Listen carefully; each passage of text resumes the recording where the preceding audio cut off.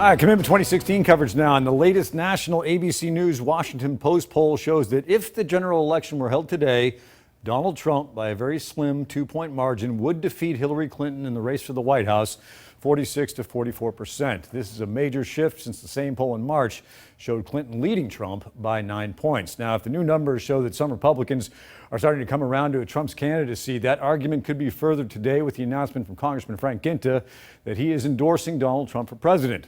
This is that poll shows that both likely nominees for their party do have some likability issues to overcome.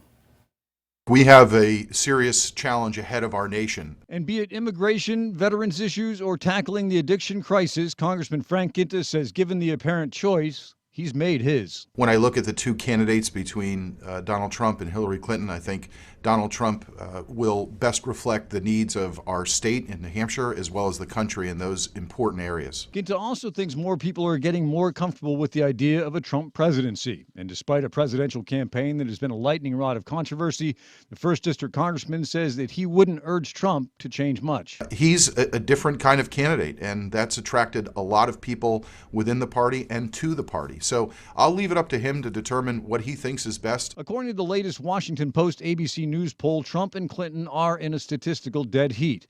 But neither candidate is especially popular nationally, as 60% of those polled have a negative opinion of Trump, while 53% feel the same about Hillary Clinton. This race is going to be all about who you dislike less. ABC News political director Rick Klein says while Clinton and Trump have issues to overcome, those who have decided it's anything but the establishment are firmly in Trump's corner. Something that Hillary Clinton is never going to be able to undo. And second, the damage that's being done inside the Democratic Party. 1 in 5 Bernie Sanders supporters say they would support Donald Trump over Hillary Clinton. Those are the kind of numbers that you flat out cannot win. You can't have defections inside your own party like that. Now, even so, Donald Trump is yet to inspire unity in the Republican Party as a whole. House Speaker Paul Ryan is yet to endorse him, and Senator Kelly Ayotte says only at this point that she'll support the GOP nominee. This is as 58% of the people in those polled also say that Donald Trump is simply not qualified to be president.